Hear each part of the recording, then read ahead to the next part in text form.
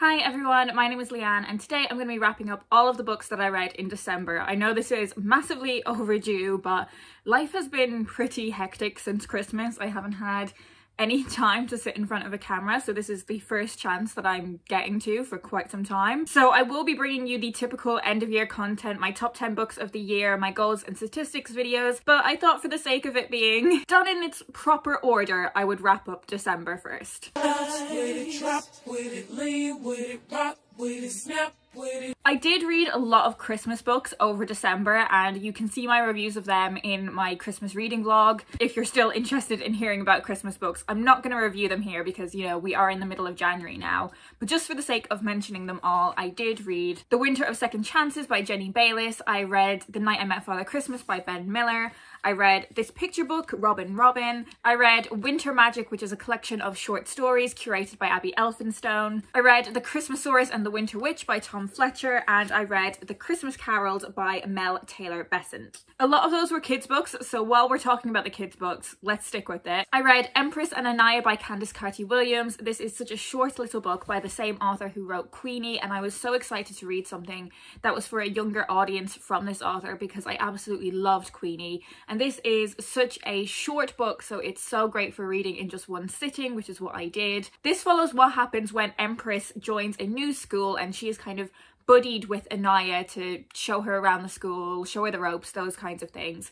But these girls don't get on. At least initially, a really strong friendship forms between them over the course of this novel, and this is catapulted when they accidentally cast a spell that makes them swap bodies. And this really gives them an insight into each other's lives, and they live quite different lives. One of them has a very stable home life, a very financially comfortable home life, and the other's home life is very different. There's lots of problems in her family, there are absent parents, there is neglect, and we really see these girls going through this process of understanding how different their life situations are. I think if someone's read a lot of Jacqueline Wilson books, perhaps, then seeing that representation of a difficult home experience is something I would say this book shares with Jacqueline Wilson's writing, but it definitely has Candice Carty-Williams' spin on that kind of thing, and I think she's just such a fantastic writer. I would highly recommend this one. I also read The Boy with Wings by Lenny Henry. I thought this was a really accomplished book and it is packed full of action and adventure. This book is all about Tunde and how much he wants to play sport, but for some strange reason his parents are really discouraging him from doing this. You'd think that they would really want to encourage his sporting talent, but it's something they really don't want him to do,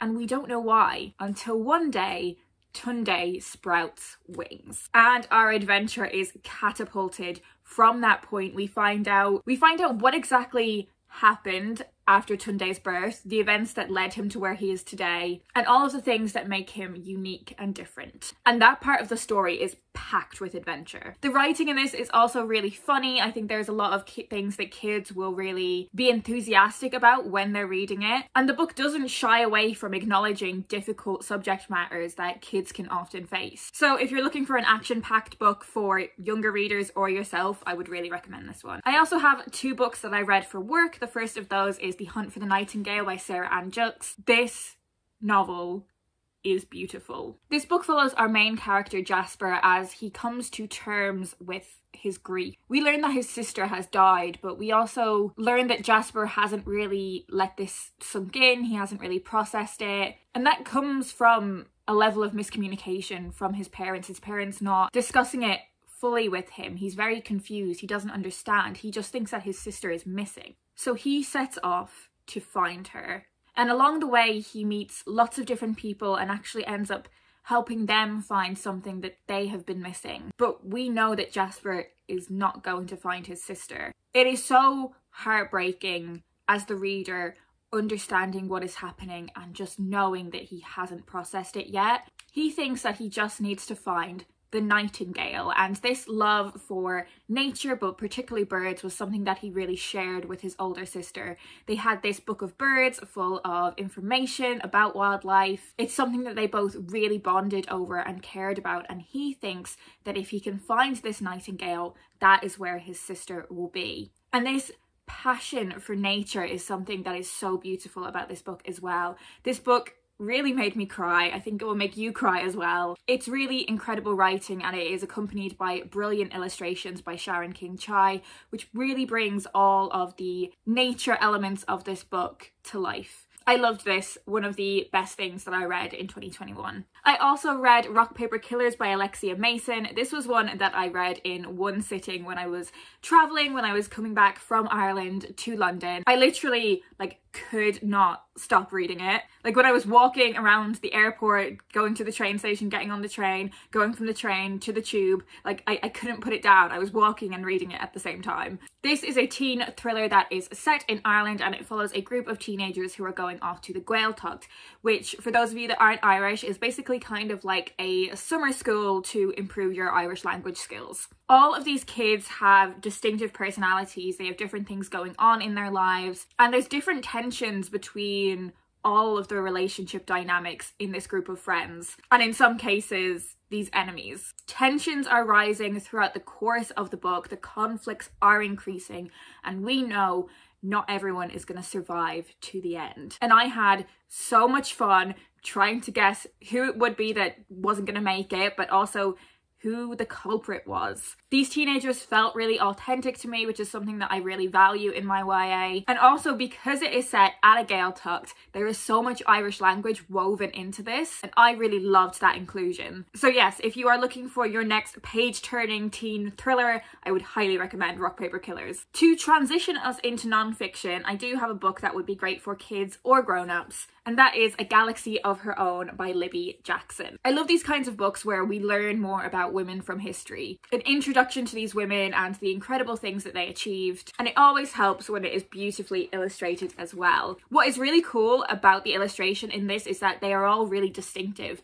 They've all been done by different students at the London College of Communication, so it means every page is really unique. This book takes us through so many different women and so many different roles that they had throughout the history of space exploration. So of course we do have astronauts, but we also have engineers, we have mathematicians, we have seamstresses, all of these people that have helped space discovery get to where it is today. And there is such a breadth in terms of time throughout different periods of history, different countries. Space isn't something that I know loads about, so there was lots of new information in this for me. And this was another one that I read in one sitting. I really enjoyed it and just flew through it. Now for the non-fiction for grown-ups, I read Lift As You Climb by Viv Groskopf. This is a book about balancing your own ambition with your compassion, and this idea of as you, particularly as a woman, progress in your career or your achievements, what are you doing in order to bring other women up with you, to elevate other women, to promote other women, and how you can do that without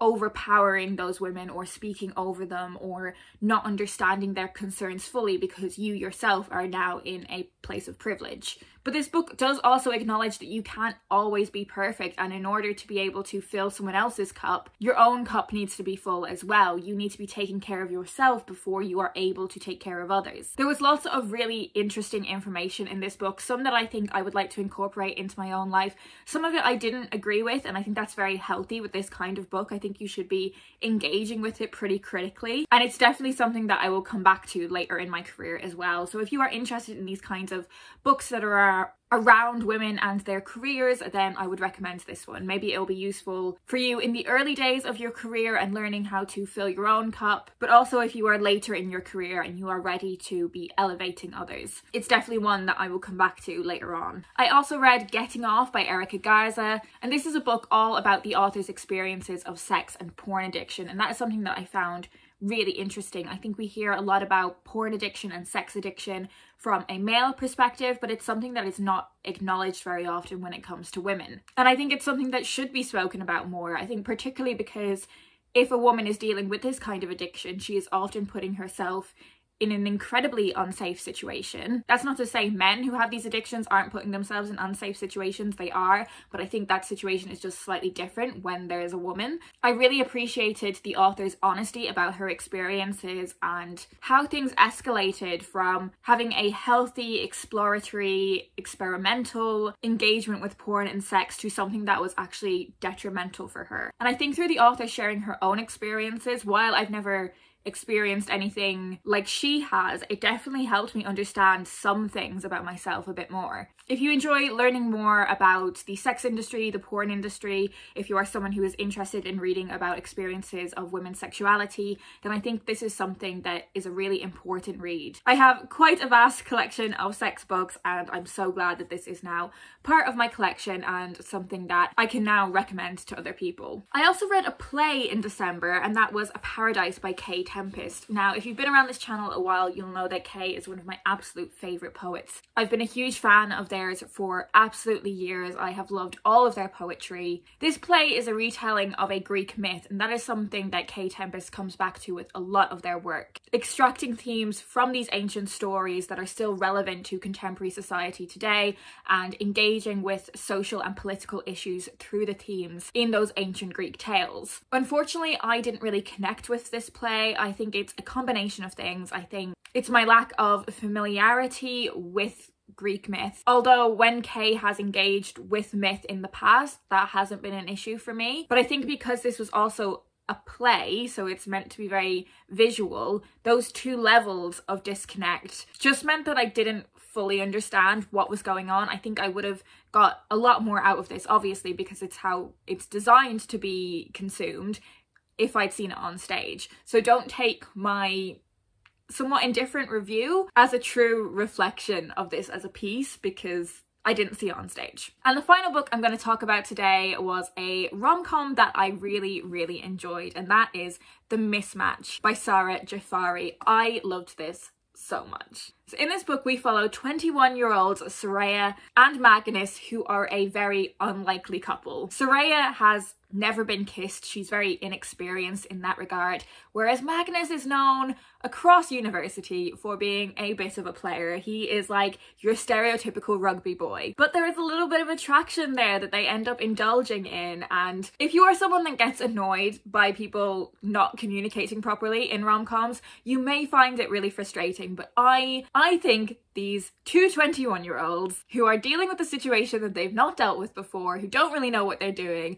I think it's very accurate that they would not be communicating effectively. It feels very honest to me, and I really enjoyed the dynamic in their relationship. Soraya has a lot of other stuff going on though, because she is keeping this relationship a secret from her family. She has a lot of pressure on her to be like a good Muslim daughter. Like, she's hiding this relationship from them, she's hiding the fact that she does drink alcohol from her family, there's a lot of judgment from her family, and her father is not a nice guy. Their whole family situation is just very complicated. And we're also following this story many years earlier, and following the story of Soraya's parents getting together, how that ended up happening, what happened over many years that led to their relationship becoming what it is today, and also discovering what happened to Soraya's older sister, who is no longer part of the family. They don't have any communication with her. I thought there were elements of this book that were so powerful, and I love books that just have really nuanced characters. Even the characters, you know, you're meant to love having significant flaws, because that's what people do. I really loved this book. I was absolutely hooked, and I would highly recommend it. So that's it. They are all of the books that I read in December. I will leave them all linked down below in the description if you want to find out more about them. My favourite books of the year video and my statistics video will be coming, don't you worry. And then hopefully by the end of January I will have kind of caught up and be back on track with filming, etc. If you've any thoughts on any of the books that I've mentioned, do leave me a comment down below, or leave me a yellow emoji so I know that you're here. I hope you guys are doing well, and I will speak to you in my next video.